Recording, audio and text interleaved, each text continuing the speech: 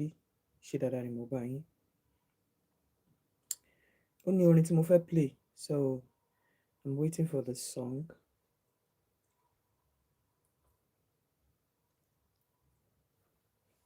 I'm waiting for the song.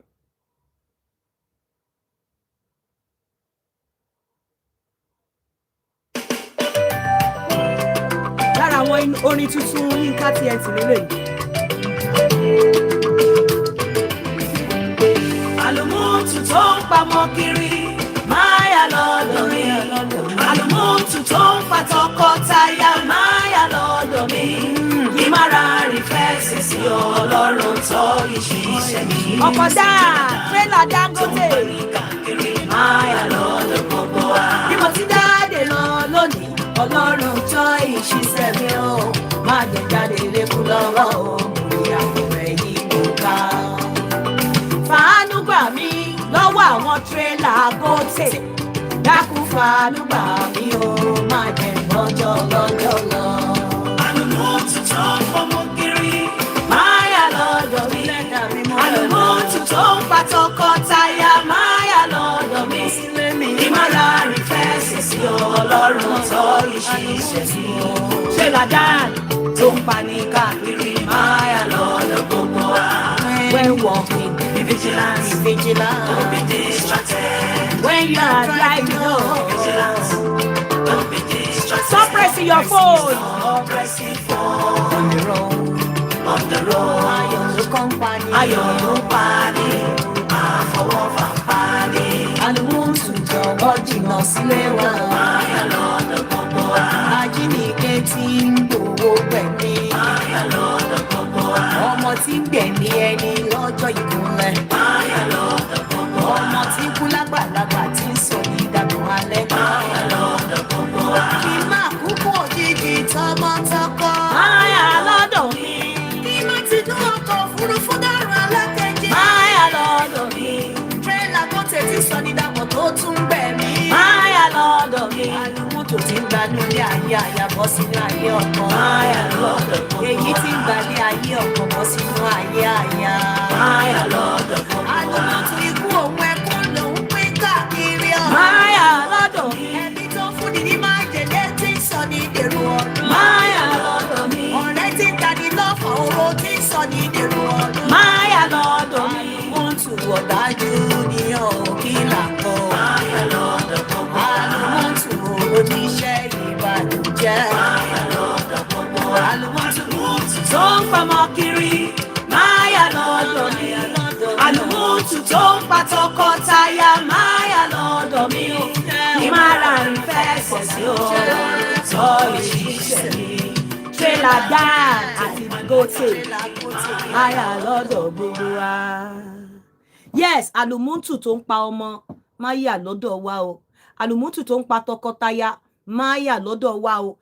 Ọkọ̀ Dan, tírélà Dangote tó ń pani káàkiri máyà lọ́dọ̀ wa o. Mo ti play yẹn, ẹ jẹ́ kí n tún láwọn nǹkan tó ń bọ̀ lórí lágbàlá Yinka TNT aláràgbà yìí dá. Eléyìí máa tó jọlẹ̀, máa tó máa lọ máa stream eléyìí. Ẹ̀yin àrólé Olódùmarè ẹ bọ́ síbí o. Ẹ̀yin agbẹnusọ fún ọ̀gá ògo lórí okó àtògbò èsúmọ́ bí. Ẹ̀yin má pé okó má pé ògbò ẹ gbọ́ síbí. Ìyanu lọ́rọ̀ rẹ, ìyanu lọ́rọ̀ rẹ, Ọlọ́run ayérayé. Ìyanu lọ́rọ̀ rẹ, ìyanu lọ́rọ̀ rẹ. Ẹ wá sọ fún mi pé Ọlọ́run kọ́ ló ṣẹ̀dá okó àtògbò. Ọlọ́run ayérayé.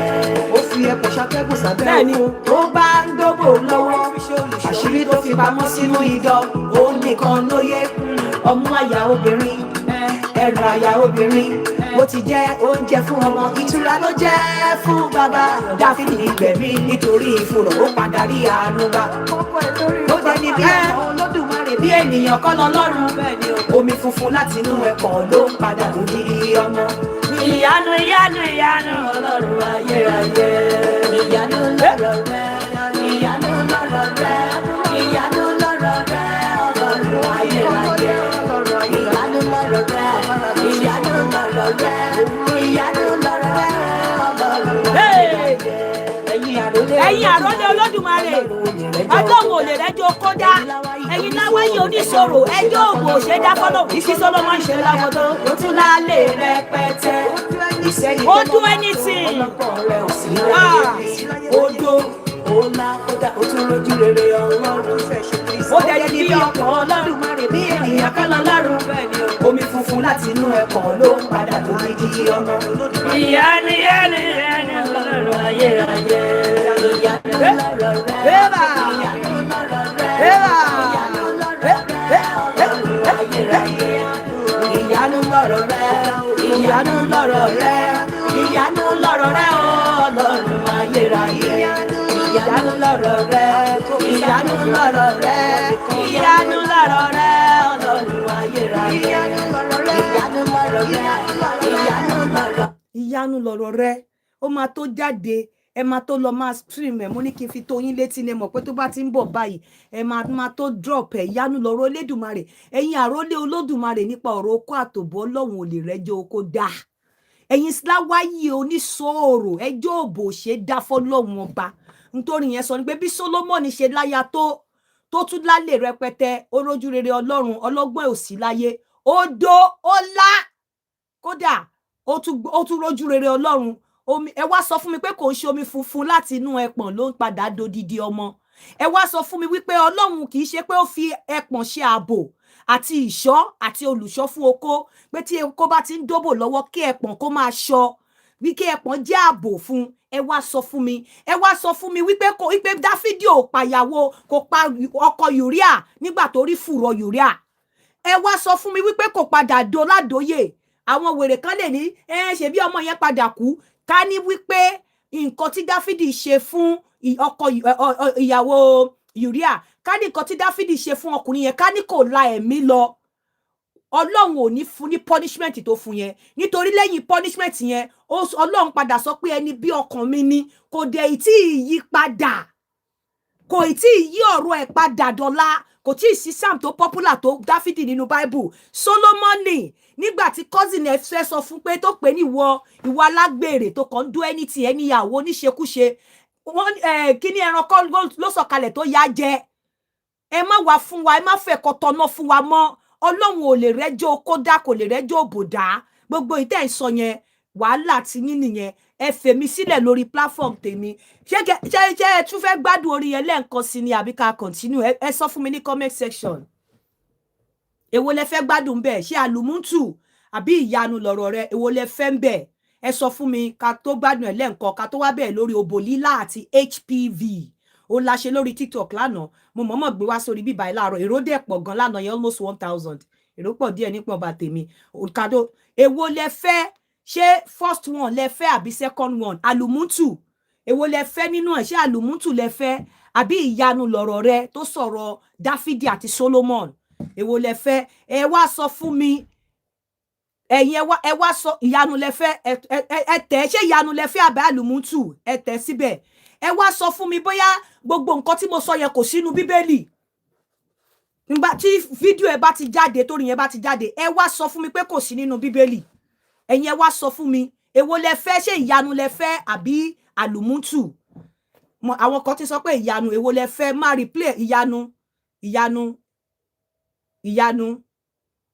ìyanu okay ẹ wá sọ fún mi pé kò sí nínú Bíbélì pé gbogbo nǹkan tó mo sọ nínú ìyanu yẹn ẹ wá ẹ̀yin aládùn ẹ wá káńtà ẹ fún mi pé kò sí nínú Bíbélì kẹ tó mọ ọbẹ mo mọ̀ pé máa attack mi bọ̀ ẹ wá sọ fún mi pé kò sí nínú Bíbélì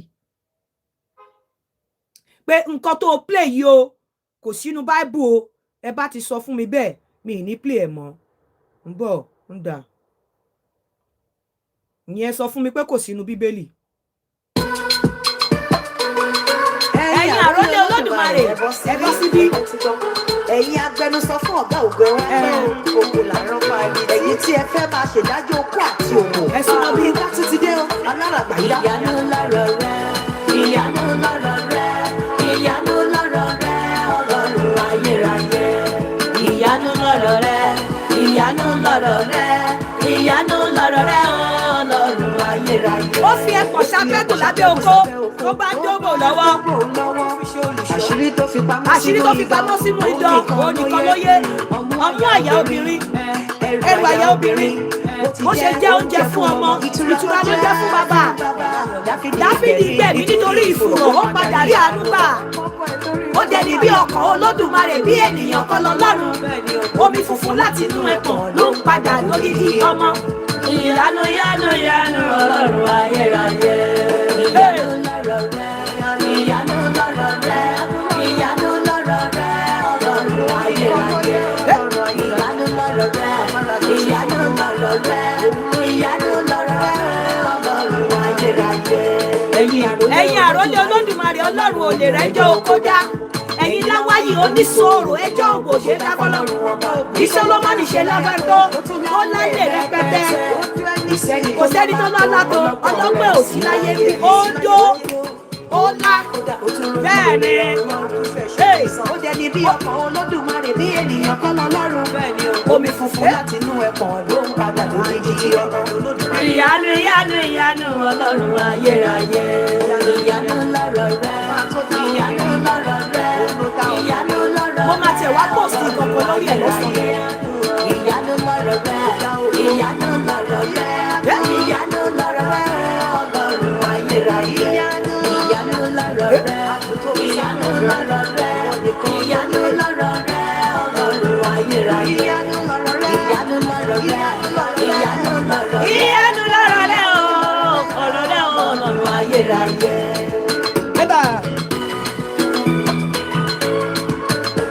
Fún ẹ̀yin tẹ́ fẹ́ gbọ́ àlùmọ́ntù ẹ jẹ́ má wà selfie.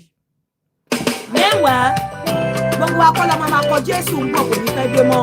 Èmi ò ń pretend ìyanu lọ́rọ̀ látẹ̀lí lọ gbogbo iṣẹ́ ìyanu inú Bíbélì àti inú Kùránì máa fi máa kọrin. Ẹ wá sọ fún mi pé kò rí bẹ́ẹ̀. Ẹ wá sọ fún mi pé kò rí bẹ́ẹ̀. Gbogbo iṣẹ́ ìyanu inú Bíbélì tó jọ mọ́ okú àpòbò ni máa fi máa kọrin. Ẹ wá sọ fún mi pé kò rí bẹ́ẹ̀. I should continue to play it. Ọlọ́run tọ́ ìṣiṣẹ́ mi ó má lè jáde lékún lọ́wọ́ ìyàwó rẹ̀ yìí ló ká. Fàánú gbà mí lọ́wọ́ tírélà Gótè. Dákun fàánú gbà mí ó má jẹ́ bọ́jọ́ lọ́jọ́ lọ. Àlùmọ́ntù gbogbo ẹ̀yin ọmọ Jésù ẹ̀yin lẹ́gbẹ̀lẹ́. Ọ̀pọ̀ táyà máyà lọ́dọ̀ mi sílé mi. Máa dánú fẹ́sẹ̀ sí Ọlọ́run sọ ìṣiṣẹ́ sí o. Jẹ́ládán tó ń parí káàkiri máyà lọ́dọ̀ gbogbo wa. Kí ló ṣẹlẹ̀? Ṣiṣẹ́ mi ó má jẹ́ jáde lé sílé mi. Máa rí fẹ́sẹ̀ sí Ọlọ́run sọ ìṣiṣẹ́ sí o. Jẹ́ládán tó ń parí. Máyọ̀ wàhálà sísí wá ìṣòbò lílá báyìí. Walking, vigilant, be distracted. When you are driving, gbogbo ẹ̀yin tẹ́ bá ń lo fóònù tẹ́ bá ń drive. Grace Alabi ebi ló máa pa ẹ́ kú o. Ṣé n kọ́kọ́ lọ fún ọ̀kẹ́ lọ? Ayọ̀ ló kàn pani. Àlùmọ́ntù jọ̀wọ́ jìnnà sílé wa. Ajínigbé tí ń gbowó gbẹ̀mí. Ọmọ tí ń gbẹ̀mí ẹni lọ́jọ́ ìkúnlẹ̀. Ọmọ tí kú lágbàlagbà tí ń sọ ní ìdàgbọ̀n alẹ́. Kí máa kúkú òjijì tọmọtọkọ. Máyà lọ́dọ̀ mi. Kí má ti dún ọkọ̀ òfurufú dárò alákejì. Máyà lọ́dọ̀ mi. Tírélà Gótè ti sọ ní ìdàgbọ̀n tó tún gbẹ̀mí. Máyà lọ́dọ̀ mi. Àlùmọ́tò tí ń gba ní ilé ayé àyàbọ̀ sínú ayé ọkọ. Èyí tí ń gba ní ayé ọkọ bọ́ sínú ayé àyà. Àlùmọ́tò ikú òun ẹkún lòún pín káàkiri ọ̀. Ẹbí tó fúnni ní májèlé tí ń sọ ní dèrò ọ̀run. Ọ̀rẹ́ tí ń dání lọ́fọ̀ oró tí ń sọ ní dèrò ọ̀run. Àlùmọ́tò ọ̀dájú ni òbí làkọ̀. Àlùmọ́tò oníṣẹ́ ìbànújẹ́. Àlùmọ́tò tó fọmọ kiri. Máyà lọ́dọ̀ mi. Àlùmọ́tò tó pàtókò táyà. Máyà lọ́dọ̀ mi. Ìmọ̀ràn fẹ́ sísè Ọlọ́run tó ṣiṣẹ́ mi. Tírélà dáa àti tírélà Gótè máyà lọ́dọ̀ wa. ẹ káàsán ẹ kú dédé wòyí ẹ̀yin olólùfẹ́ Yinka TNT ẹ kú bójú ọjọ́ ṣe rí àwọn orin tẹrí yẹn àwọn orin tí ó máa drop láìpẹ́ yìí ni pé kẹ́kọ̀ọ́ fílẹ̀ and gbogbo nǹkan tó dẹ̀ wà nínú orin yẹn èyí náà wọ́n pe gbogbo nǹkan tó ń ṣẹlẹ̀ ni gbogbo nǹkan tó wà nínú bíbélì ni lọ́sàn-án yìí ẹ má bínú.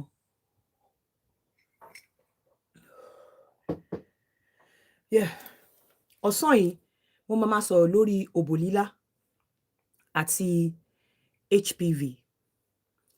Mo sọ lórí TikTok lánàá mo wá dìmẹ̀ fi pé ó necessary pé kí n gbé wá sórí YouTube àti orí Facebook and ẹ try láti máa wá ìmọ̀ fúnra yín ẹ má jẹ́ don't just take everything tẹ́ bá gbọ́ fúnra ra ẹ go and make research. And yesterday when I had my show I said it categorically pé mo challenge the doctors in the house tó bá fi pé mo nǹkan tí mo sọ kò right pé kí wọ́n challenge me. Kò ṣe bẹ́ẹ̀ kò ṣe pé bí a mo sọ nítorí wípé mo ṣàfojúdi àbí torí pé mi ò respect wọn. Mo sọ nítorí pé láti fìdí ẹ̀ múlẹ̀ pé 100% sure of what I was saying. Ni mo ṣe sọ bẹ́ẹ̀ wípé yes, any doctors in the house is a challenge. If you feel or if you think otherwise or if you have anything against nǹkan tí mo ń sọ yìí, please come forth láti sọ̀rọ̀ nítorí pé nǹkan tí mo ń sọ dá mi lójú. Mo dẹ̀ ti rí tí àwọn kan ti state ẹ̀ even nǹkan tẹ̀ tó sọ̀rọ̀ tó ti ní wọ́n ní Máyọ̀wá kan ní òbò lílá is not good. I want you to know this today. Àwọn ọkùnrin kan wà tó jẹ́ wípé òbò lílá ló máa ń sustain wọn tí wọ́n bá ń dóbò lọ́wọ́.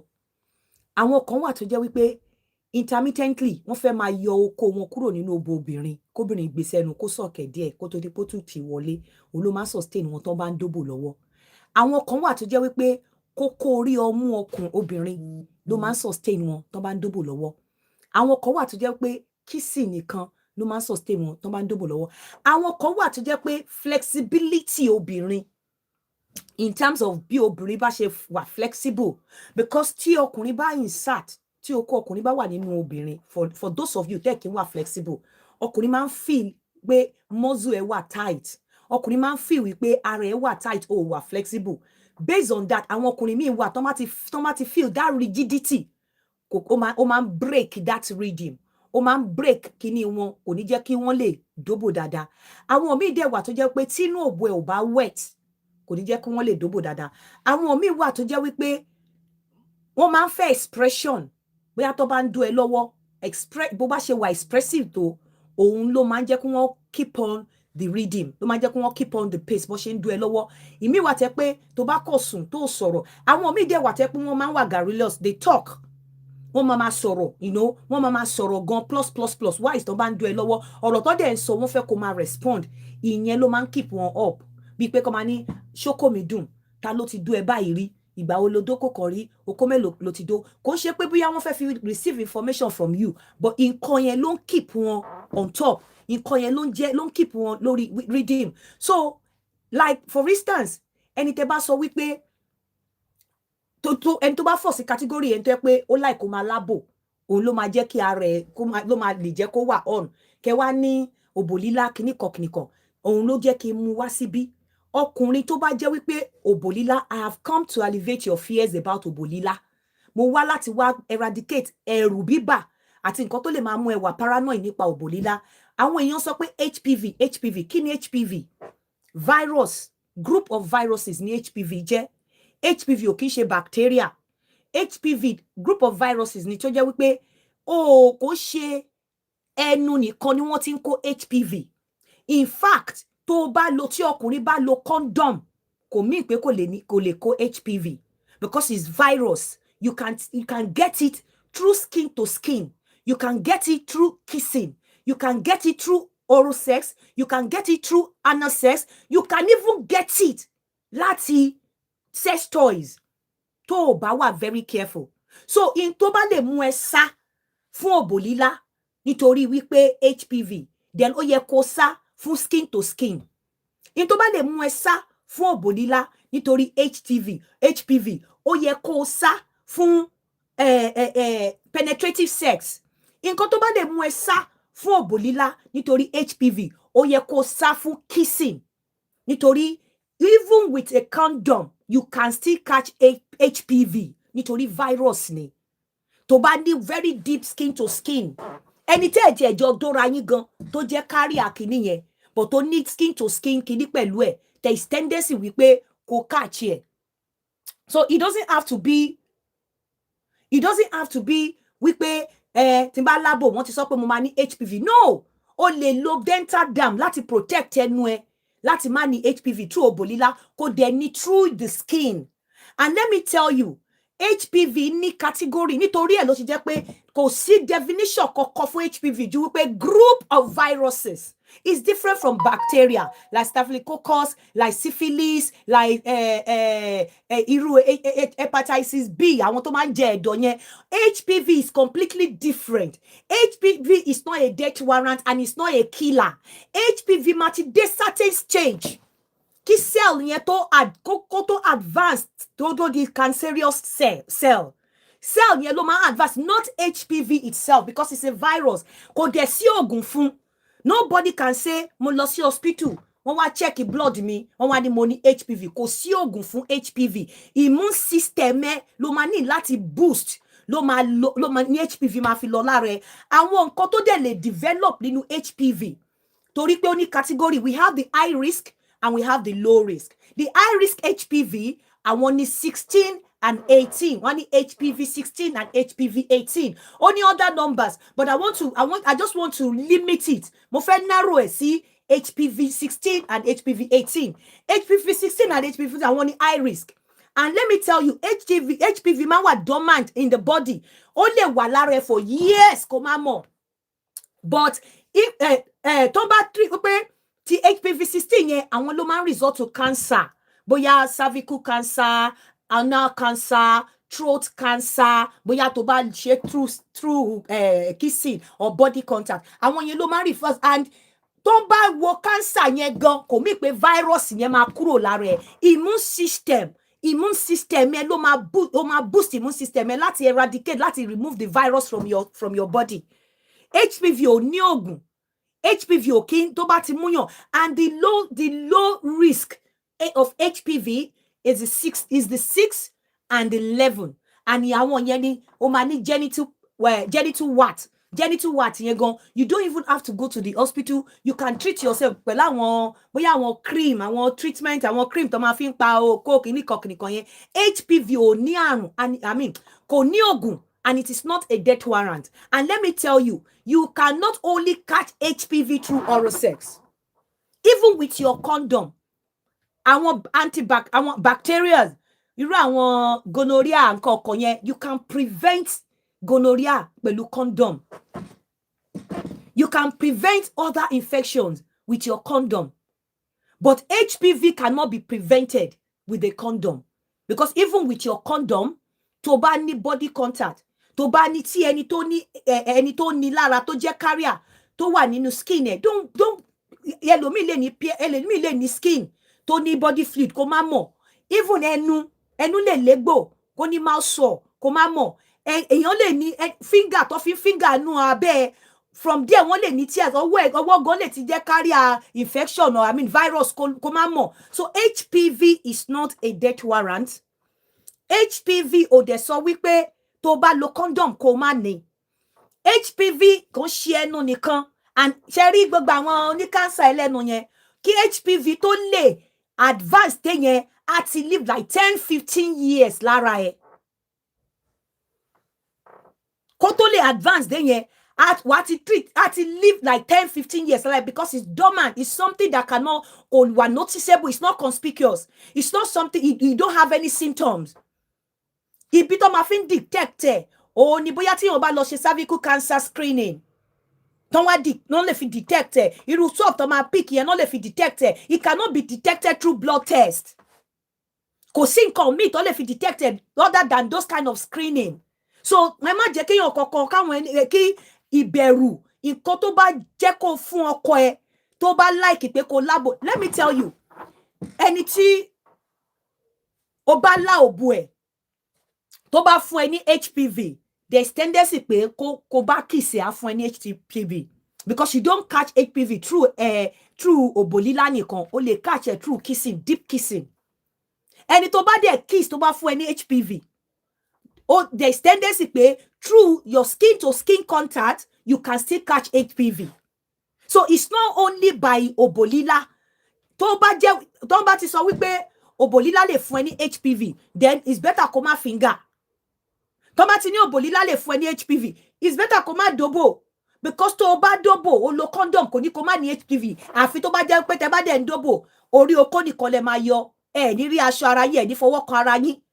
So you cannot be too careful. The best thing is pé keep your immune system on top.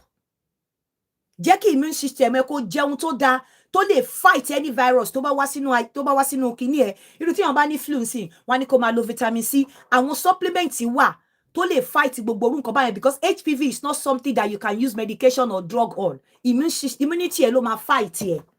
So it's not a death warrant. It's not something that should prevent you from wípé o fẹ́ lábò. Kò dẹ̀ ṣe pé bóyá o lábò lẹ́nìí, o ní HPV lẹ́nìí, wá bẹ̀rẹ̀ sí ní o dẹ̀ ti wá ní cancer. It will stay lórí nínú ayé ẹ for more than 5 years kó tó di pé o ti smell the cancer. Cell yẹn ló máa develop sí cancer, and by then you would have known. Nígbà tó bá ti mọ̀ pé nǹkan kan wà strange, once tó bá ti boost immunity ẹ, ó máa lọ. It's not as dangerous as the other àwọn bacteria, because every time HPV is not good tó bá jẹ́ pé obolila òun ló máa ń jẹ́ kó skyrocket, obolila òun ló máa ń jẹ́ kó keep up the rhythm, you have to labo. And what the genital what is not something that is hidden. It's something that is conspicuous. It's something that you can see. Wá ti rí àwọn bí kókó bí blisters lórí ní private part ọkùnrin àbí obìnrin yẹn. Àwọn kíní yẹn dẹ̀kẹ̀rẹ̀ tó bá ti rí àwọn nǹkan báyẹn tí ò dùn ẹ́, tètè mójútó kó lo cream kó kúrò, because ó lè jẹ́ genital what. Kò kí ń dùnyàn. Kò kí ń lójú egbò. You understand? Nígbà mi ó kàn máa sú bí a madam pé ó lè tú nínú, kò ń ṣe pé bóyá ó wà serious. You can use cream. Àwọn antifungal cream yẹn nǹkan yẹn ó lè fi sí kó lọ. But wípé èèyàn ní má lábò nítorí pé kíní kan máa ní ẹnu tẹ́ ó fi ń gbàdúrà lè fi lábò. Dẹ̀ ń fẹnu yẹn ṣépè, fi ń ṣàbòsí. Ń fẹnu yẹn pààyàn láàyè nínú kó fi ẹnu lá òbò. Tí ẹni tó ń lá òbò máa ṣàdúrà fún ẹ láti inú ọkàn wá, àti kó lọ fi ẹnu ṣépè, èwo ló dájú. I don't know how some people reason, for crying out loud. Ó ń lá òbò èèyàn, ó múnú èèyàn dùn, ó ń jẹ́ kí hormone system ẹ kó ṣiṣẹ́ dáadáa, ó ń jẹ́ kí adrenaline ẹ ṣiṣẹ́ dáadáa, and from there as a result, ó ń ṣàdúrà fún ẹ láti inú wá, àti ẹnu tó fi ń ba ayé jẹ́, tó fi ń ba ayé èèyàn jẹ́, ẹni tó ṣẹ́ tó fi ń ràn ẹ̀ down. Ẹni tí nǹkan tí ò kún ẹ, ẹnu tó fi ń ba ayé èèyàn jẹ́, ẹnu tó fi ń ṣépè fọmọlọ́mọ, ẹnu tó fi ń destroy èèyàn, àti ẹnu tí ó dẹ̀dẹ̀ pé èpè ló máa padà gbáyé ẹ̀ máa padà bàjẹ́ sórí ẹ̀, àti ẹni tó fẹnu lá òbò ẹ̀ tó ń ṣọpẹ́ fọlọ́run wípé kò sí obìnrin tí wọ́n bá lábò yàtọ̀ sáwọn ọkùnrin tí wọ́n máa ń lo eyín fi lábò tó bá lá òbò obìnrin, because most of you ẹni obìnrin ò láìkì kó máa lábò ẹ̀. Kò sóbìnrin tí ò láìkì kó máa lábò ẹ̀. Technique bí technique tó fi ń fúnyàn ní injection, bí technique tó fi ń ṣe oríṣiríṣi ṣe wà, technique wà tí wọ́n fi ń lábò. Mo sọ fún yín pé idọ́ wà very sensitive. Idọ́ obìnrin òun ló wà sensitive jù. Mo dẹ̀ sọ fún yín pé idọ́ ní 8,000 nerves. Ẹ má gbàgbé pé mo tún sọ wípé the huge part of idọ́ ó wà nínú, kò wà visible, kò sẹ́ni tó rí. The smallest part òun lẹ̀ ń rí níta. And if you approach idọ́ the way you will approach òbò, inú òbò, ó ṣe ó mọ̀ sọ pé squatting látọ̀dọ̀ obìnrin, pé obìnrin squat yẹn ó dàbí weakness ọkùnrin ni. Tóbìnrin bá squat kò mí ìpọ́kùnrin yẹn mọ òbòdó, weakness ọkùnrin ni, because squatting ìtọ̀ tó escape nínú bladder ni, kò sí nǹkan kan bẹ́ẹ̀. Ìtọ̀ tó escape nínú bladder ni, kì í ṣe pé bóyá squatting jẹ́ orgasm àbójẹ́ omi kan tó ṣe àpàtà. Tí o bá bá obìnrin ṣeré tó squat, wàláì ó weak, kò ṣe pé bóyá o good, o weak, because oversensitivity ló móbìnrin squat. Bóyá orí idọ́ yẹn o approach ẹ directly, obìnrin á kàn lose ẹ̀, kò ní enjoy ẹ̀, kò ní lè describe feelings, kò ní lè describe nǹkan tó ń feel, kò ní lè describe ẹ̀, kò ní lè control ara ẹ̀, ó máa dàbí ẹni pé ó fẹ́ ní mental problem, whereas kò wà pleasurable, kò sí pleasure kankan nínú ẹ̀. For those of you tẹ́ máa ń celebrate pé mo báyìí ó squat, kò sí àdùn kankan nínú obìnrin tó squat. Ìtọ̀ ni, ìtọ̀ tó escape from the bladder ni, and it's different from orgasm. And but nítorí pé o ti touch kíní, o ti wà so sensitive, highly oversensitivity ló worry irú obìnrin tó squat. And tó bá dẹ̀ ń bóbìnrin ṣeré, obìnrin ò gbúdọ̀ wà oversensitive. Tí ó bá ti ṣeré débi pé ó ti wà oversensitive, obìnrin ò enjoy ẹ̀ mọ́. Tẹ́ bá gbé squatting sẹ́gbẹ̀ẹ́ ara wọn àti orgasm sẹ́gbẹ̀ẹ́ ara wọn, two different things, ó yàtọ̀ síra wọn. So ẹni tí ò bá ti mọ, ọ̀pọ̀lọpọ̀ tí ò bá mọ bó ṣe ń kẹ̀rẹ́ sí idọ̀ obìnrin náà máa ní wàá kọ́ approach idọ̀, and tó bá dé approach idọ̀ gbìgìn bẹ́ẹ̀ yẹn, there's tendency kó obìnrin squat. Kò dẹ̀ mí pé bóyá ó reach orgasm, kò mí pé ó enjoy ẹ̀. Ẹ bèrè láwọn obìnrin tó máa ń squat bó ṣe máa ń fì, idọ̀ wọn máa ń dàbẹ́ ni pé ó ń kan wọn ni. Nígbà tó ń squat, after tó ń squat tó bá fọwọ́ kàn, á máa ní wọn lára. Gbogbo ìgbà yẹn wọn ò mọ bí tára wọn wà. Á kàn ṣe gbúrúrú, á dẹ̀ dálẹ̀. Omi tó escape nínú bladder ni, kò sí nǹkan kan tó special nínú, kò ṣe omi from the Bartholin gland, ọ̀tọ̀ lómi tó wá láti Bartholin gland láti wet òbò. So when tó bá fi pé òun bóbìnrin ṣeré squat, má over hype ara ẹ, má fi pé good. I'm putting it to you today. Squatting ò mí pé ọkùnrin good. Correct, ṣe, òun touch obìnrin yẹn wrongly. Touch ẹ bó ṣe yẹ kó touch ẹ. And most of the time, àwọn obìnrin tó máa ń sábà squat, àwọn tó ní idọ̀ ni, because ẹ máa approach idọ̀ wọn directly. When you are approaching a lady, obìnrin wọn kì í approach idọ̀ directly. Wọ́n máa kọ́kọ́ bá hood ṣeré. Ibi tó bá hood ṣeré dé, wood ló máa open door time tó máa lọ sórí idọ̀ fún ẹ. When you approach idọ̀ directly, ó ló máa ń fa squatting fóbìnrin. When you stroke idọ̀ directly, tó kọ́kọ́ approach idọ̀ through the wood, òun ló máa ń fa tóbìnrin fi máa ń squat. Ẹ máa ní ṣe ló ń squat tó ń dá mi ya, kò mí pé bóyá ó gbádùn oko yẹn, kò dẹ̀ mí pé bóyá ó kò make a mess ni. Make a mess. If the woman has HPV, kò sí solution fún HPV ju boost your immune system. Jẹun tó dáa, lo supplements tó dáa, kò sí oògùn tó ń cure HPV. So nǹkan tí mo wálé ní láti wá alleviate fears yín pé in tó bá ti lè mú ẹ sá fún HPV nítorí òbò lílá, then sá fún HPV nípa kissing, sá fún HPV nípa ipe òun insert, search for HPV nípa body contact, because you can get it through skin to skin. You can get it through skin to skin. Deep skin to skin contact. And get it through kissing, deep kissing. Only get it through sex toys. We have to ban share.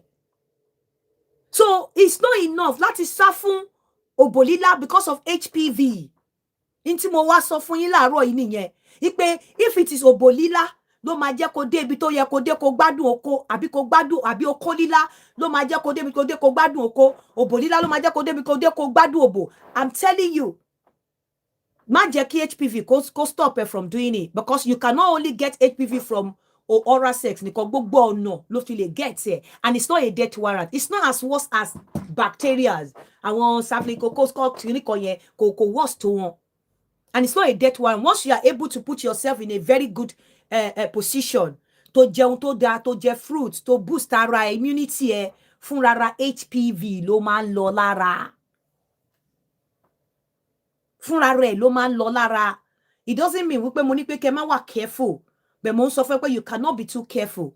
If you want to capitalize on oral, don't focus yourself on oral nìkan. There are other side, other contact tó lè fi ní HPV. So no, it's not enough to be careful of oral sex nìkan ni mo ń sọ fún ẹ. That will prevent you from having HPV. And for those of you, mo go Scotting will make a champion. To me, Scotting tó bá dóbìnrin tó score, ó make a weakling ni. Ó make pé mo strategy tó fi ń touch obìnrin. And come to think of it, ẹni tó bá Scott lẹ́ni, ó yẹ kó tún fẹ́ gbà láti ṣerú ẹ̀. Wàá rí pé tó bá dó obìnrin tó Scott, bóyá o Scott lẹ́ni, ìjọ́ mi kò ní gbà kó kẹnu sábẹ́ òun. Torí the sensitivity, nǹkan tó feel nígbà tó Scott yẹn, kò ní like experience yẹn. Kò ní like ẹ̀. Kò ní like experience yẹn, kò ní gbà kó fọnú sábẹ́ òun. So for those of you mo ti ń ṣe fún tẹ́lẹ̀, ó dẹ̀ máa ń dámira kò gbà because Scott yẹn ò kì í ṣe experience tó bìnrin ọ̀pọ̀lọpọ̀ obìnrin máa ń like. Kò dẹ̀ kí ń sọ wípé bóyá ó make a champion, ó mọ obìnrin touch ni.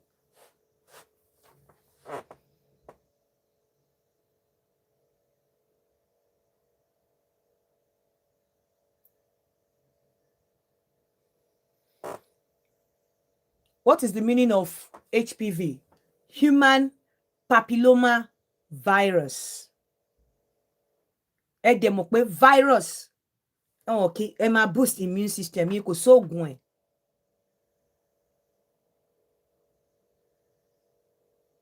Well, they say na Anna suck in the rain now. Hope it is safe now. Kò ṣẹ̀ṣẹ̀ ń rain. And I don't want to talk about that because mo rules mi ò lè sọ̀rọ̀ against ẹ̀. Mi ì dẹ̀ lè sọ̀rọ̀ fún. It is your call. If it is what you like, I am not going to discourage you, but I will advise you wípé ẹnikẹ́ni tó bá ń ṣe anal, you have to go and read about it. Kò sí nǹkan tó ní advantage tí ò ní disadvantage. So go and read about it. But wípé bí èmi máa jókòó síbí mo máa condemn ẹ̀, or I will say otherwise, I am not going to say it. Mi ì ní sọ. So mi ò ní sọ nǹkan kan lórí ọ̀rọ̀ anal whatever yẹn.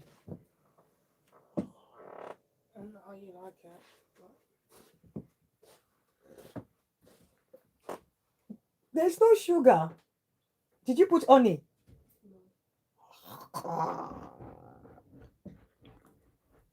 Thank you anyways. Thank you. Ṣó ti yé yín? Kò sí ohun tó lè ya èmi àti òbò lílá. Yes, àwọn ọkùnrin míì tí wọn bá tí lágbo, wọn ò lè ṣe nǹkan kan. Wọn ò lè ṣe nǹkan kan. And that is the truth. And any obìnrin tó bá ń dó, tó bá fẹ́ jẹ́ kó lá òbò òun, tó bá ti lá òbò obìnrin, okó tó bá fi sínú òbò yẹn fi sí lẹ́nu, tí ò bá ti gbà, dẹ̀ má lábò ẹ̀ mọ́. Because you as a woman, as a lady, ó yẹ kó feel ara ẹ̀. In tí wọ́n máa kẹnu sí gan, kò sí nǹkan tó ní kí wọ́n náà kíka sí, kó má wò, kí wọ́n náà fi sí ẹnu ara ẹ̀ wò. Because ó fẹ́ kán gbẹ́nu sí. So láti prove, just like mo ṣe sọ lórí, as I said yesterday lórí TikTok, mo ní well, any doctors in the house, tó bá sọ pé nǹkan tí mo sọ yóò right, mo sọ pé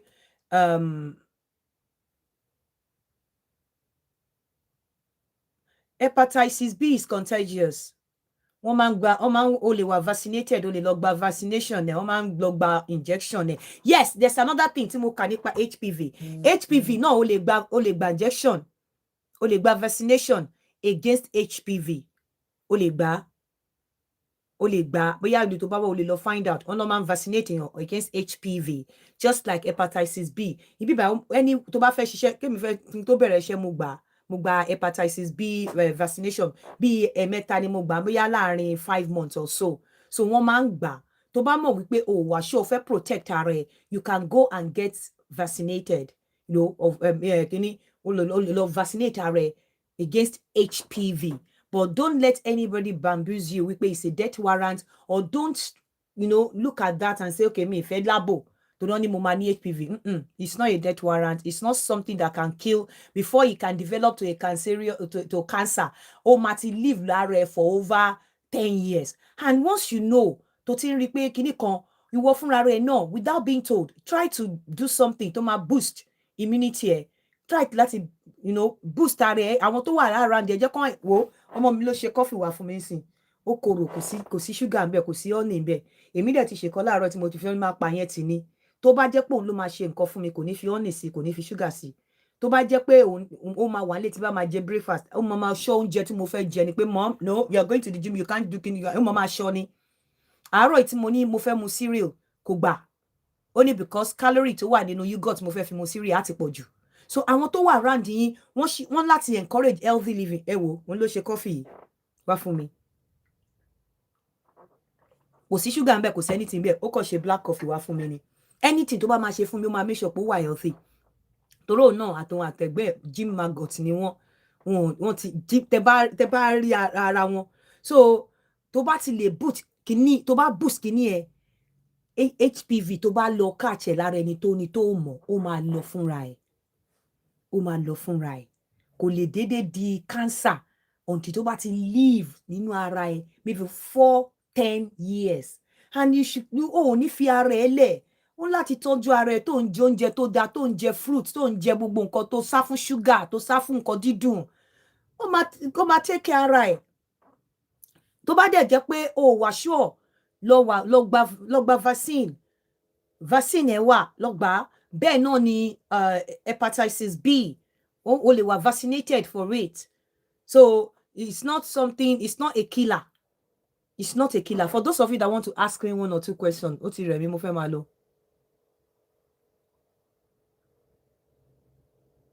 Now eléyìí ni mo ti pàdé obìnrin bíi méjì tí abẹ́ rùn like ọmọ I can't stand it. Let me tell you about abẹ́ rírùn. You cannot meet a lady kó wá bá ẹ nílé kó ní abẹ́ rùn kó wá conclude pé ó dọ̀tí. Obìnrin tó máa gbà pé ó dọ̀tí ni wípé bóyá tó bá jí láàárọ̀ nínú ilé ẹ̀ tó mọ̀ pé òun bọ̀ lọ́dọ̀ ọkùnrin òun máa dóko tó dẹ̀ débẹ̀ torí pé kò tí ì wẹ̀ kò tí ì fọnu kò dẹ̀ ṣe pé bóyá ó fẹ́ wẹ̀ lọ́dọ̀ ẹ̀ ó fẹ́ fọnu lọ́dọ̀ ẹ̀ ó dẹ̀ fẹ́ gbé ara ẹ̀ wá bẹ́ẹ̀ kẹjọ dóra yín wàá mọ̀ pé ó dọ̀tí. But when a woman comes to you ó yẹ kó tó lè conclude pé obìnrin dọ̀tí consider ibi tó ti ń bọ̀ consider ibi tó ti time tó ti kúrò nílé ìrìn tó ti rìn ṣé bí iṣẹ́ ló ti ń bọ̀ ṣọ́dọ̀ ẹ̀ ló kọ́kọ́ wá àbọ̀dọ̀ ẹ̀ kọ́ ló kọ́kọ́ wá consider bóyá wà on medication kó tó lè lábẹ́ obìnrin nù àwọn tó bá wà diabetic abẹ́ wọn máa ń sábà rún ẹnu wọn máa ń sábà rún consider bóyá ó wà diabetic consider bóyá ó wà on medication consider bóyá ó ní health challenges consider bóyá ó ní infection ìwọ gọgọ kó tó lè sọ wípé obìnrin rùn tóbìnrin bá dọ́dọ̀ ẹ̀ tó mọ̀ pé obìnrin tí kì í ṣe pé bóyá ilé ẹ̀ ló ti ń bọ̀ direct tó jẹ́ pé ó ti yà sí gbàrà ó ti yà sí gbòòrò tí wọ́n go bá kí n ṣe onídọ̀tí ẹ̀tọ́ ẹ̀ ní láti offer obìnrin yẹn wípé kó lọ wẹ̀ kó lọ clean up kó lọ freshen up kẹ́ tó ṣe anything tó bá wá lọ freshen up tó lọ wẹ̀ tó fa bẹ́ẹ̀ dáadáa tó sì wá tó sì rùn then wá máa suspect infection torí long time infection lára ó máa ń jẹ́ ká bẹ́rùn ṣẹ́dẹ̀ mọ̀ wípé àwọn ará Naija especially even gbogbo wa ní àfi bí a bá ṣẹ̀ṣẹ̀ ń kọ́ ẹ̀kọ́ tá a bá ti ní infection a máa lọ ra tetracycline capsule or ampiclox or kakọ̀ dé hospital kala ní infection báwo ló ṣe ń ṣe ẹ́ abẹ́ yún mi kìíní kan the next thing wọ́n máa gbé antibiotic lé wa lọ́wọ́ wọ́n máa gbógun lé wa lọ́wọ́ wọ́n máa ní ká máa gbé lọ́lé ká lọ́ máa lò but I've told you here several times wípé it's not about giving you antibiotic it's about you telling doctor or whoever you are seeing wípé ó fẹ́ kí wọ́n ṣe antibiotic test ẹ jẹ́ kí n simplify language yẹn culture ló máa ń pè ó fẹ́ kó ṣe antibiotic test fún ẹ kí ni antibiotic test bóyá tó bá ní anything lára tó require antibiotic wọ́n máa mú swab àbí scrub from ibẹ̀ ṣé swab ló máa ń pè from ibẹ̀ bóyá nínú abẹ́ wọ́n wá lọ culture ẹ̀ wọ́n á lọ fi sínú ibì kan inú machine kan bí ibi tó ṣe máa antibiotic test kìíní wọ́n wá máa fi antibiotic sí wọ́n lè máa try antibiotic lẹ́ẹ̀mẹ́ta kí bacteria yẹn tún máa dìde padà so ìwọ tó ti fún ní ampiclox tó tí wọn dẹ̀ culture tó ṣẹ̀ṣẹ̀ wá lọ culture tó wá fi ampiclox sórí nǹkan tí wọ́n gbà lára ẹ̀ tí wọ́n dẹ̀ rí wípé bacteria yẹn ó padà dìde fún after tó lo ampiclox níbi tó ti ń culture ó padà dìde now tell me báwo ni ampiclox ṣe fẹ́ wo àrùn tó ń ṣe ẹ́ so that's why the first thing to do is to request for antibiotic test wọ́n máa mú swab lára ẹ̀ wọ́n á lọ gbé lọ wọ́n á lọ ṣe antibiotic test antibiotic tẹ́ pé bá lè pa bacteria yẹn tí bacteria yẹn ò fi dìde òun náà máa lò fún ẹ because because there is tendency wípé most of the time when you go to the hospital tó bá fún ẹ ní antibiotic ó lè má cure infection ẹ nítorí pé wọn ì tí ì ṣe test.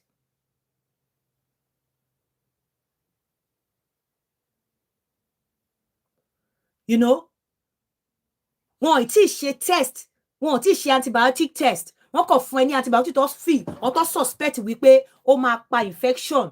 Àwọn infection tẹ̀dẹ̀ ń rí wọ́n máa ń lágbára ju antibiotic lọ, àwọn kan antibiotic kankan nígbà míì.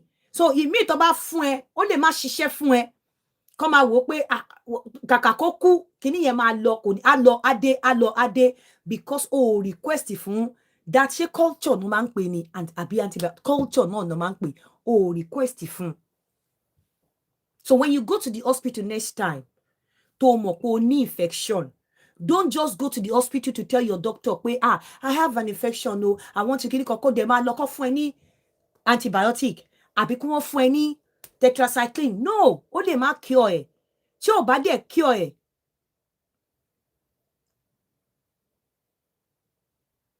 I don't need that. Tí ò bá dẹ̀ cure ẹ̀, at the end of the day, tí ò bá cure ẹ̀, ó lè kíní yẹn lè máa gbèrú sí lára ẹ̀.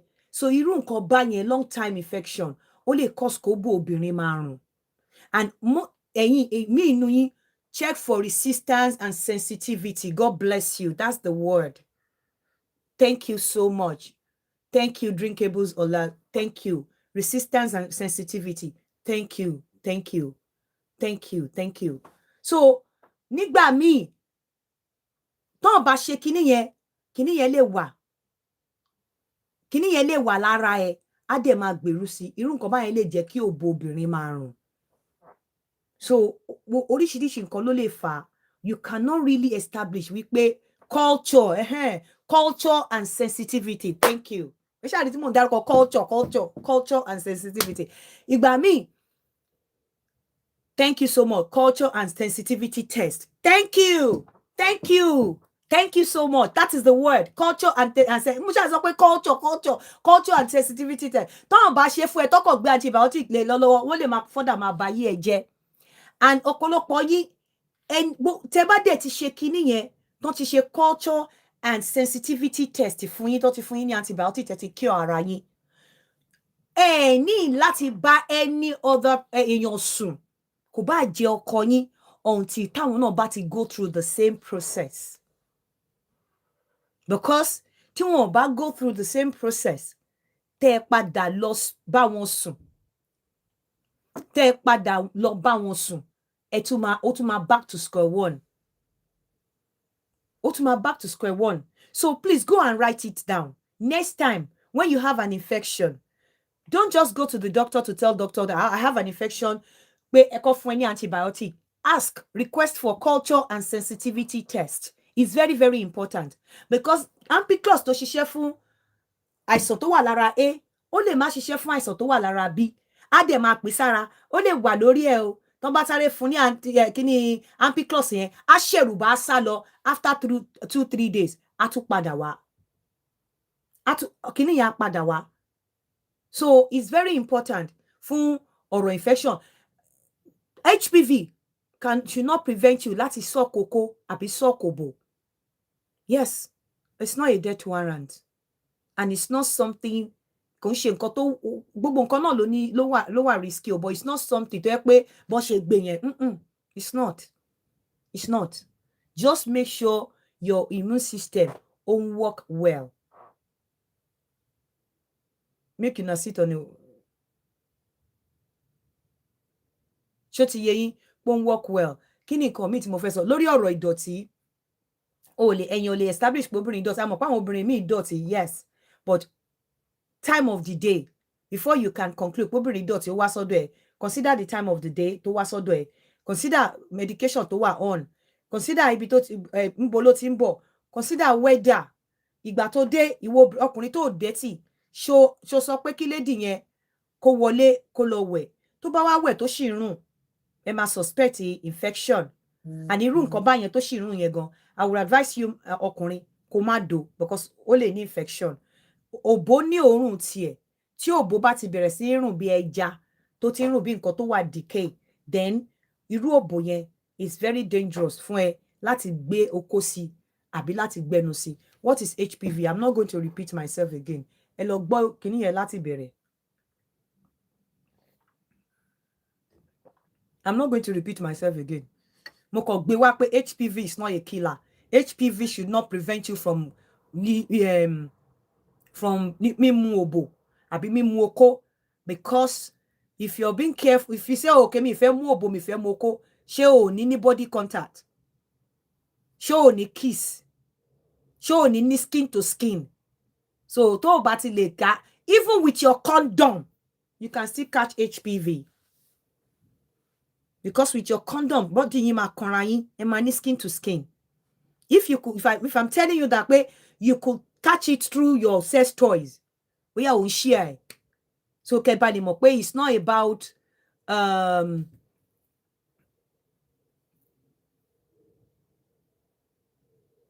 it's not human papilloma virus. Ṣó ti yé yín? So kò jẹ́ bó ṣe jẹ́, nǹkan tí mo ní kí n wá sọ fún yín nìyẹn. If you have any question before I leave,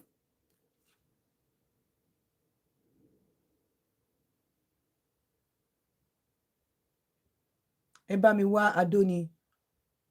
How do you boost your immune system? Live healthy life. Stay away from sugar. Stay away from sugar. Sugar is a killer. Take fruits in moderation, because fruits no need sugar. Only natural sugar, but only sugar. So take fruits, take a lot of vegetables, drink water, hydrate yourself very well. Stay away from fat. Tó bá ní fat lára, lọ eat gym. Fat is also a killer. Fat kò sí nǹkan tí fat ń ṣe lára ẹ. Go and eat the gym. Make sure wípé o ń ṣe cardio, so that wàá lè wà fit. Cardio is very important. Go there, máa ṣe exercise dáadáa, máa jẹ oúnjẹ gidi, calculate your calorie, monitor your weight by checking your BMI, your body mass index. It's very important for you to know that between 18 and 24, the normal BMI. When it's getting to 25 to 30 something, nothing will obese, overweight and obese. So make sure you are not overweight, make sure you are not underweight, and make sure you are not obese. Look after yourself, look after your weight, look after your BMI, check your BMI from time to time, check your blood pressure is very important.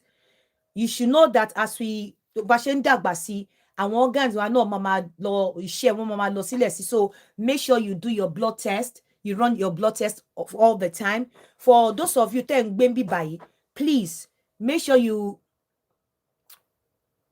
premature ejaculation, kò sí nǹkan tí ó lè. Yes, hydrate your skin, hydrate yourself every morning, drink water, you know, and jóúnjẹ tó dáa, ìwọ ní premature ejaculation, jóúnjẹ tó dáa, look after yourself.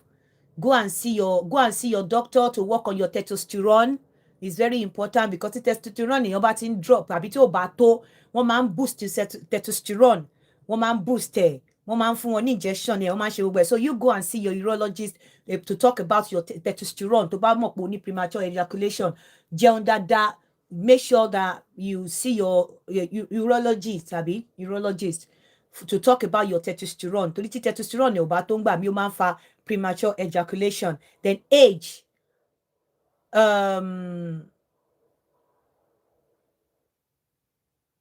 You cannot.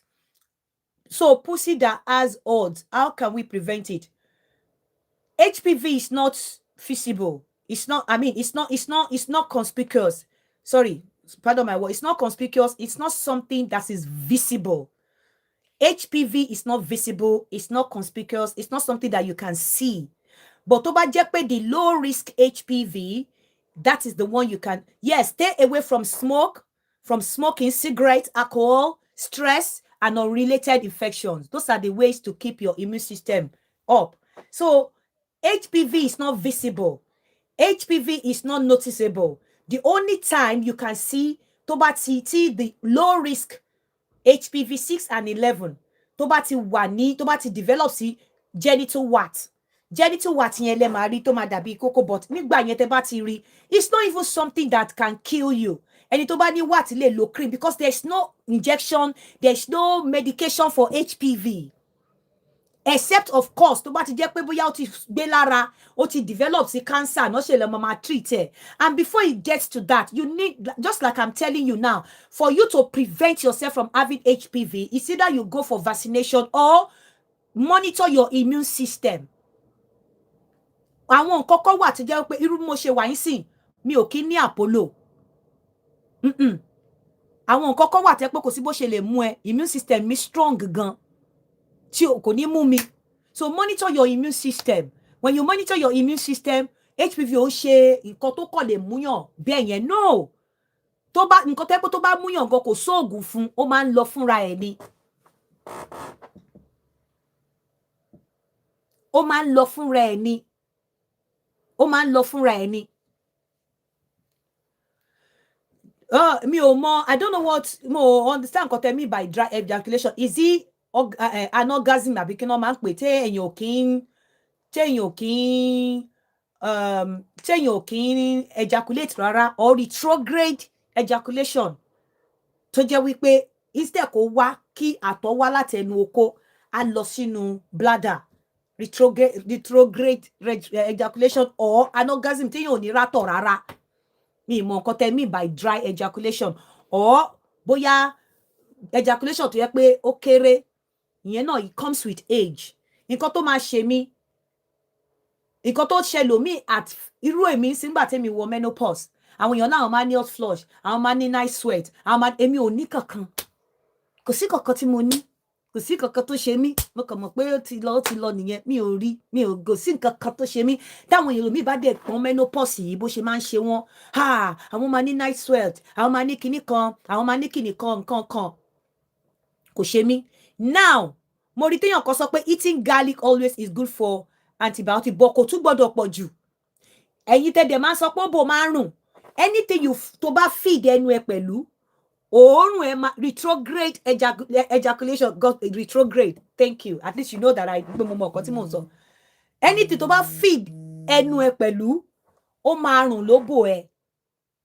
Tó túmọ̀ sí wípé be careful láti má jẹ too much garlic. Otherwise, òbò ẹ máa ní very offensive odor, because ó máa bà pH òbò ẹ jẹ́. Just like you taking sugar fóbìnrin, àwọn bacteria tó wà nínú òbò, wọ́n máa bite on the sugar, wọ́n á dẹ̀ bà pH òbò ẹ jẹ́, òbò ẹ lè máa rùn offensively. So that's why you have to be careful of what you eat. Especially what olóbò lábẹ́, make sure what you eat most of the time ó wà natural, because whatever you eat, ó máa reflect nínú òórùn òbò ẹ. Ni mo ṣe máa ń sọ fún yín pé òbò yàtọ̀ sóbò. For those of you máa ń sọ pé òbò kan náà ni gbogbo wa ní, òbò wèrè yàtọ̀. Òbò yàtọ̀ sóbò, because what tí mo máa ń feed, ó ní sì mo mu coffee without a sugar.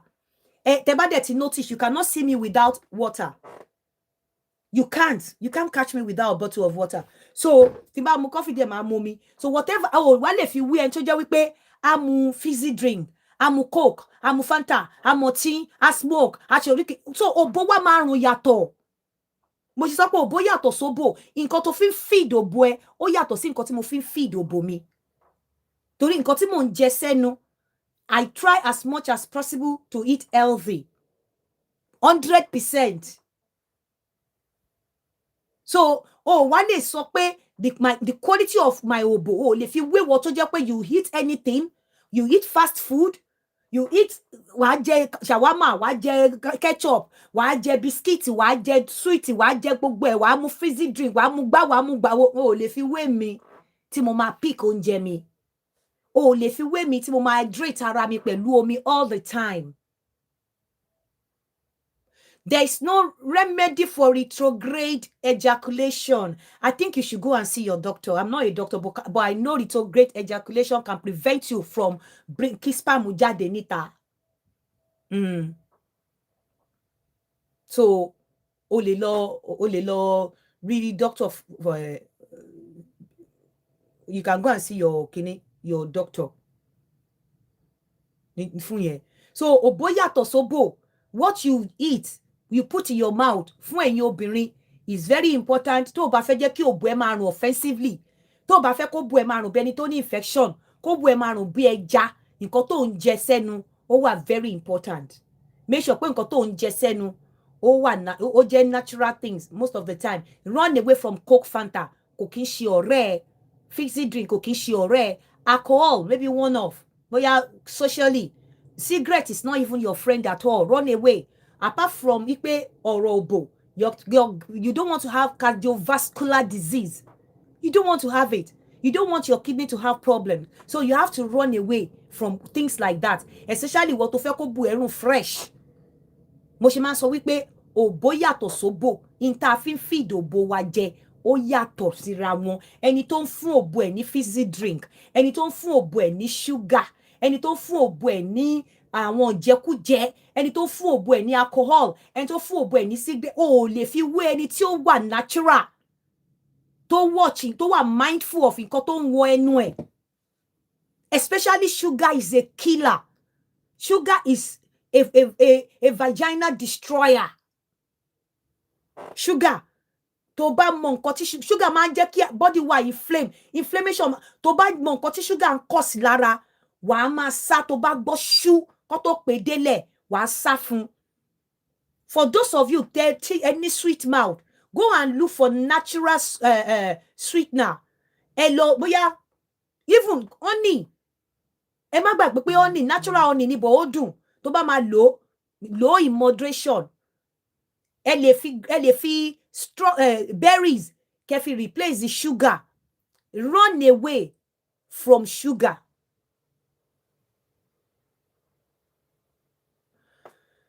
Why is it that when you penetrate, most of the women feel pain? Ó depend. Mo máa ń sọ fún yín pé ẹ try. Àwọn obìnrin míì wà tán ní endometriosis. Tóbìnrin bá ní endometriosis nígbà míì, dídó fún wọn bíi pé wọ́n gba ọjọ́ kú ni. But obìnrin tí ò bá ní endometriosis, or obìnrin tó bá ní vaginismus nígbà míì, òun lè máa rí tó máa ní wọ́n lu mágùn. Most of the time kò sí ṣe mágùn, contraction ni. Vaginismus ló máa ń kọ̀sẹ̀ nígbà míì. Tí òbò bá contract mọ́ okó tó wà nínú ẹ̀, á dẹ̀ seize okó yẹn sínú. So irú àwọn obìnrin bẹ́ẹ̀ tẹ́ bá sọ pé ẹ wọnú wọn, ó ṣeé ṣe kí wọ́n máa feel pain. So in that wise, ẹ make sure pé ẹ lubricate wọn dáadáa. Lubricant is very important fúnra àwọn obìnrin bẹ́ẹ̀. Then obìnrin náà, ìwọ tó bá mọ̀ pé máa sábà feel pain nínú òbò ẹ̀ tí wọ́n bá dé, máa recommend fún ẹ pé kó lọ máa swim. Yes, máa recommend ẹ pé kó lọ máa swim. And nǹkan tó fẹ́ fi swimming ṣe ni pé ó fẹ́ fi train ara ẹ̀ of flexibility. Because when a woman is rigid, tó bá ń do ẹ tó wà flexible, apart from wípé ẹni tó ń do ẹ ò ní gbádùn ẹ, ìwọ gọ́gọ́ máa fúnra ẹ ní pain. So tó bá swim, tó mọ̀ wípé tó bá wà rigid, tó bá wà flexible nínú omi, wàá mọ̀ pé wàá sink àbí wàá drown, ó mọ̀.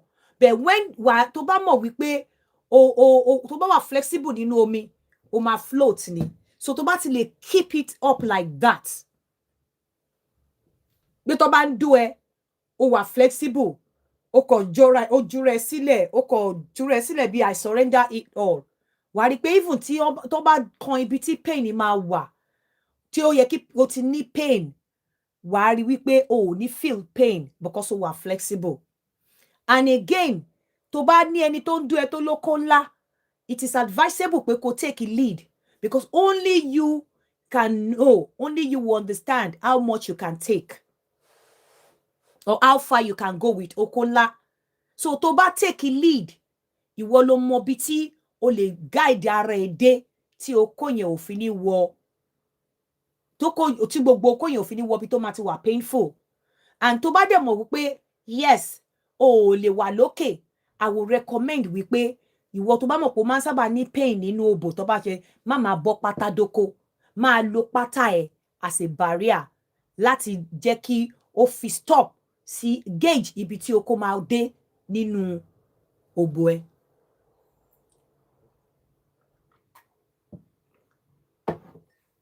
The coffee is not sweet, but I kind of I'm enjoying it. Yeah. So nǹkan tó ṣẹlẹ̀ nìyẹn. Obìnrin láti wà flexible. lubricant or lubrication is very important. Flexibility was important. Exercise is very, very important. Exercise. I'm encouraging you guys. Exercise is very, very, very important. Exercise máa jẹ́ kó like kókó. Àmì mi àdó mi ò kí ń sọ no. Èmi dẹ̀ máa ń béèrè dáadáa. Tèmi ni now. Máa béèrè dáadáa. I'm not shy when it comes to that with my man. Mi ò shy o. When it comes to that, Ọlọ́run ọba, mi ò shy o. Láyé, wàláì. Mi ò shy. Láíláí, mi ò shy o. When it comes to ọ̀rọ̀ pé kíní, mi ò shy at all. So it's very, very important. I've learned a lot from this platform.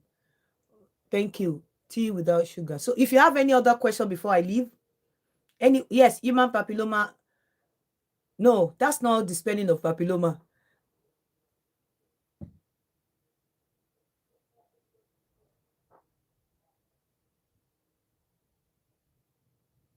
That's not a spelling of papilloma. Go and type it. Ampiclox nearly take my life. Always react on my body. Because maybe are you self-medicating? Show self-medicate already. Ampiclox tó bá ti lo nǹkan tí ò bá ti ṣiṣẹ́, stop it. That means pé your body kò gbà nìyẹn. Kò gbà nìyẹn. Thank you so much. Thank you. Yeah. Kó má wọ pátá dóko. When are you releasing a new album? Yes, I'm working on it. I'm waiting for my stuff from back home, so I'll be able to release it. But I will put the teaser today. Mama drop teaser here. Then maybe by next week there will be a link where you can download the songs from. Mama for the next week. Thank you so very much. Let me just go now. If you have any question, you can. Before I go, let me give 2 minutes. Or you can call in on plus. You're such a good teacher. Thank you. I have talked on menopause several times. So if you are requesting me to talk about menopause, on what ground or on what kini? Yes, masturbation is good for men. Especially ọkùnrin tó bá jẹ́ wípé ọkùnrin tó bá fẹ́ impress obìnrin tó dẹ̀ jẹ́ wípé bóyá 2 minutes man ní ẹ tó dẹ̀ fẹ́ impress obìnrin or tó ń struggle láti pẹ́ lórí obìnrin, ó wà recommended pé 2 hours before time kó tó dóbò kọ́kọ́ masturbate kí yẹn jáde so that wàá wá dúró for before the next while you're waiting after your resolution period tó bá máa dóbò yẹn á wà longer. And masturbation is a good exercise for ọkùnrin. I don't care about your religious whatever. Masturbation is a good exercise for ọkùnrin àtobìnrin because number one, ó máa jẹ́ kó lè prepare ara ẹ for proper sex fún ọkùnrin. It becomes abnormal when you're masturbating with a blue film. Because when you're masturbating with blue film, you will see a lot of make-believe, a lot of things still were real. Wari níbẹ̀. A lot of things still wà àwọn nǹkan tẹ́ rí nínú blue film yẹn kò wà real. So when you want to masturbate to play pẹ̀lú ara ẹ, it is good for you, especially for obìnrin. It's good for you to familiarize yourself pẹ̀lú ara ẹ. It's good for you to understand your body, to know your erogenous part, so that when you meet a man, you know exactly when the man will touch. Especially most of you, the man sọ pé 2 minutes man. I'm of the opinion that kò sí 2 minutes man níbi kankan. Ìwọ gangan ló wà capable. Ìwọ ló wà competent as a woman. Once you know your man is a 2 minutes man, and once you understand your body, you know how your body works, you are able to direct your man. Ibi tí ọkọ ẹ máa touch lára ẹ. Èyí tó fi máa wárú nínú òbú ẹ. O lè mú ọwọ́ ẹ̀ tó bá jẹ́ orí kókó ọmú ẹ ní erogenous part ẹ tó máa ń tètè gbé ẹ débẹ̀. Wàá mú ọwọ́ ẹ̀ sórí kókó ọmú ẹ. Tó bá ń finger ẹ tó bá jẹ́ pé kò ṣe inú òbò gangan ló máa gbé ẹ débẹ̀ pé orí ìdọ̀ ẹ ni wàá mú ọwọ́ ẹ̀ sórí ìdọ̀ ẹ. You teach your man how to stroke your clitoris. Tó bá dẹ̀ ti dé stage kan tó ti mọ̀ wípé ọkùnrin 2 minutes man ni, before kẹ́ tó penetrate, ẹ̀yin méjèèjì máa ti jẹ́ climax, ẹ̀yin méjèèjì máa ti jẹ́ peak. So in that ọkùnrin tó bá jẹ́ 2 minute man, I will advise you most of the time kó jẹ́ pé wọ́n lo wà lókè ló rock and roll. So that when you are rocking and rolling the man lókè, tó dẹ̀ mọ̀ pé 2 minute man ni, you are rocking and rolling, ó ń fi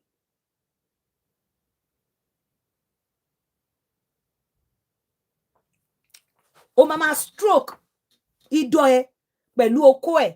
So ẹ̀yin méjèèjì jọ máa dàpọ̀ ni, kò sí nǹkan tó ń jẹ́ 2 minute man. It is a woman, any woman tó bá sọ pé 2 minute man, you are the one that is not competent. You are the one that is not, you don't know how to handle your man. Kò sí nǹkan tó ń jẹ́ 2 minute man. Because at the end of the day, tó bá lo sex toys láàrin 1 minute tó nídọ̀, ó máa dà. Ó máa dà náà. Tó bá dẹ̀ jẹ́ pé ọkùnrin ni láàrin 2 minutes tó bá stroke ìdọ̀ ẹ̀, tóbìnrin bá ti ní ìdọ̀, kò sí nǹkan tóbìnrin pẹ́ lórí okó. Fọ́mátì ni pé kó máa doyin. The end result náà ni pé ẹ̀yin méjèèjì fẹ́ reach orgasm. So if a man is 2 minutes man, ẹ ti máa ṣeré débi pé ẹ̀yin méjèèjì máa jẹ́ 2 minutes ni. 2 minutes náà lobìnrin fi ń dà. 2 minutes ni. Obìnrin tó bá ti bá ṣeré dé stage yẹn tí ọkùnrin fi wọlé, dídà ẹ̀ ò ju 2 minutes lọ. Ẹ̀yin méjèèjì dẹ̀ jọ máa dàpọ̀. So it's always even good kó jẹ́ wọ́n lo wà lókè. And let me tell you, there's another thing tí mo sọ lánàá. The fact pé ọkùnrin refuse láti lá òbò ẹ does not justify you pé kó má mu okó ẹ. Honestly, because one of the things tó lè tètè get a reach orgasm ni pé tó bá rí okó tó le tí gbogbo iṣan ara ẹ ti jáde tó gbé dání tó mu, the joy, the pride pé okó mi lele, okó ló dúró, kó ṣe gbogbo okó ló ń le o, tó le tó dúró dáadáa. O lè sọ pé kò mọ̀ bomi, kò lè, tó bá ní, let me tell you, dàbí ọ̀rọ̀ ẹnìkan tó máa ní, if you come for me, you are the victim. If I come for you, you are the victim. Tí o bá sọ pé tọkùnrin bá ní òun ò lá òbò ẹ, to his advantage ni. Tí wọ́n bá tún sọ pé ò mú okó ọkùnrin, to his advantage ni. It is, and to your disadvantage. So, yí pé ọkùnrin ò mú okó ẹ, mú òbò ẹ, it is not an excuse for you kó sọ pé ò ní mú okó ẹ. And tó bá dẹ̀ wò dáadáa, tó bá fẹ́ kí ọkùnrin kó gbádùn ẹ, tó bá dẹ̀ fẹ́ kọ́kùnrin come again, you will need to be able to impress him. Nítorí tó bá bá obìnrin ṣeré, tóbìnrin ò bá mèrè ṣe, it's as good as dead to the man.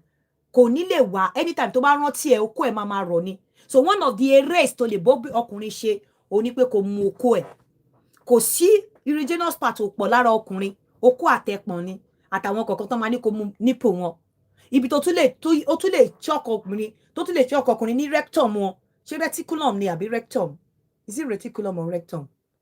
Ibi ìfùrọ̀, ibi ìwò ìdí wọn. Kò ṣe gbogbo obìnrin ló lè gbẹnu síbẹ̀. Àfàwọn tó bá jẹ́ tú kíní tó ń practice kíní. But for you, tó bá wo ọkùnrin dáadáa, kò ní alternative púpọ̀. Okó, ẹpọ̀n, nípò wọn.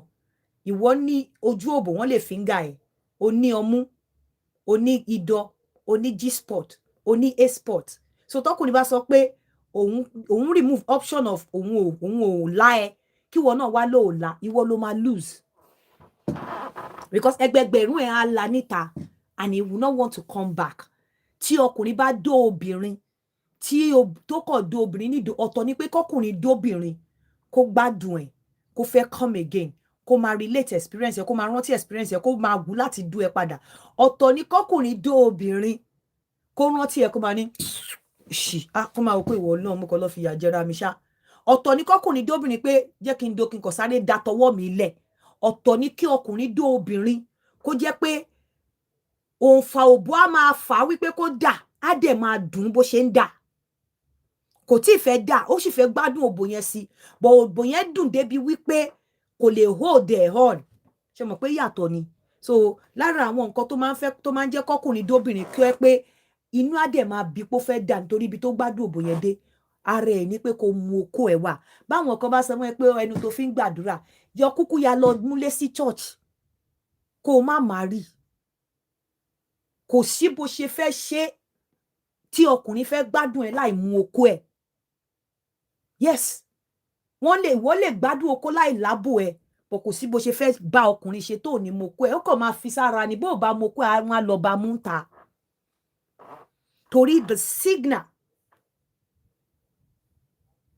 the signal tí okó mímú máa ń send ó máa ń prepare pọn wọn ni, especially ìwọ tó fẹ́ bímọ tó fẹ́ kí àtọ̀ tó ṣe kíni kó jáde dáadáa o mú bọ́ọ̀lù ọkọ ẹ kó gbẹnu sí kó fẹnu mú kó massage ẹ dáadáa kátọ̀ àlàlùbáríkà lè jáde irú ẹ̀ ló ń ṣakọ pé wọ́n ní kí n má mú kẹnu tí mo fi ń gbàdúrà.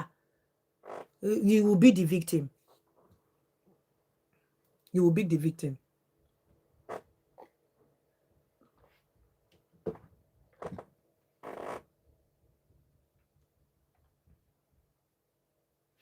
So wàhálà mi rí comment mọ́ ṣá. Mo wà lórí TikTok lánàá and I really enjoyed it. I had people, I don't know when I will go there again anyways, but ẹ jẹ́ kí n máa fi sí ìṣe àlọ́ bó ṣe jẹ́ nìyẹn.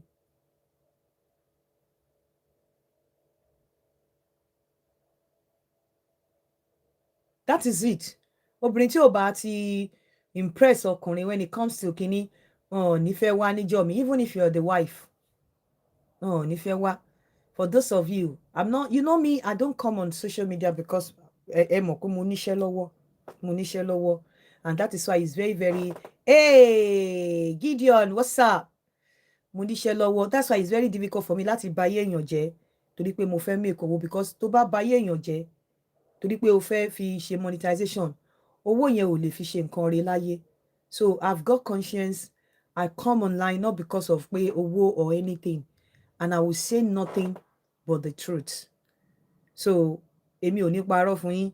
You cannot get the best from a man sexually tó bá kí mu okó ẹ̀.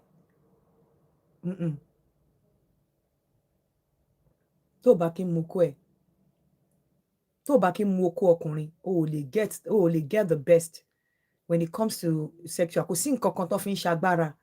Nígbà míì tó kó wọn bá ti fẹ́ lọlẹ̀, nígbà míì tó bá mú á tún dìde padà. And bókó yẹn ṣe ń lè mú ẹ lẹ́nu, òun ló fi ń gbéra, ló fi ń keep up the rhythm.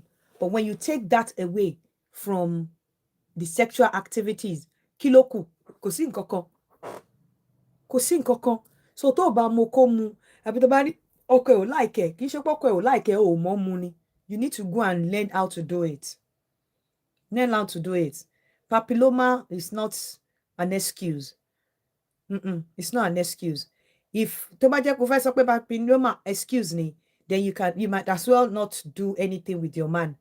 No body contact, no kiss, no holding, nothing.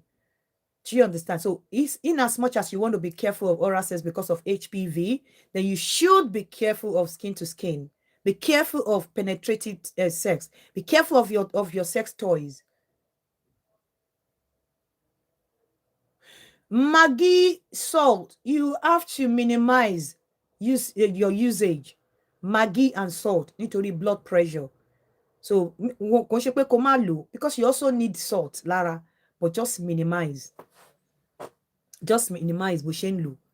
O need the salt lára ẹ̀. So minimize ẹ̀ nítorí blood pressure. You have to minimize it. So bí yẹn ṣe jẹ́ nìyẹn. Ẹ jẹ́ kí n máa fi sí ìṣàlọ tí ó bá sí. Hello, Gideon. What's up? Quite an age. Where have you been? Because most of the time, mo kàn máa ń ṣe drop.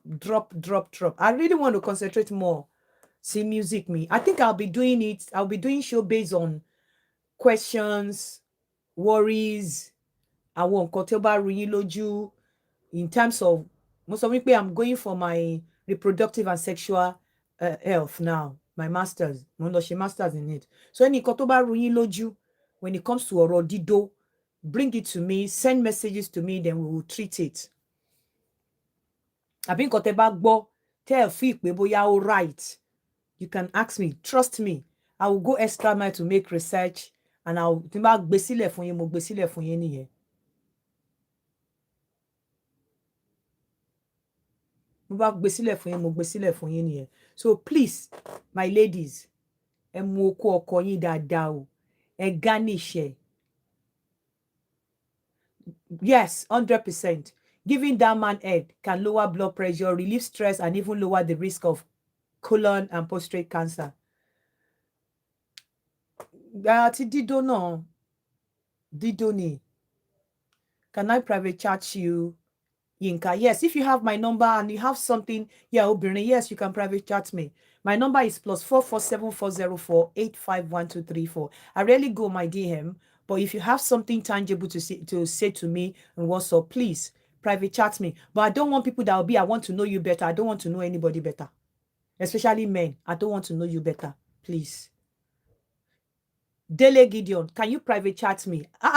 This Dele Gideon, private chats me. +447-404-851-234. This guy has been my follower. Láti kini kò fi mí sílẹ̀. Private chats me.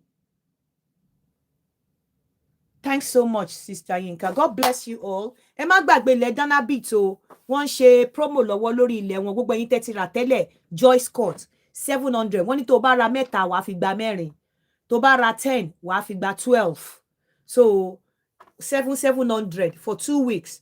If you are interested, please call me on +447-404-851-234. Wọ́n lò lè sanwó díẹ̀. So please call me. Joyce Scott Ìbàdàn ló wà opposite Christopher University ni. Òun náà lẹ ti rí lórí platform yẹn. Please call me if you are interested. Ẹ ṣé o. Ó dàbọ̀.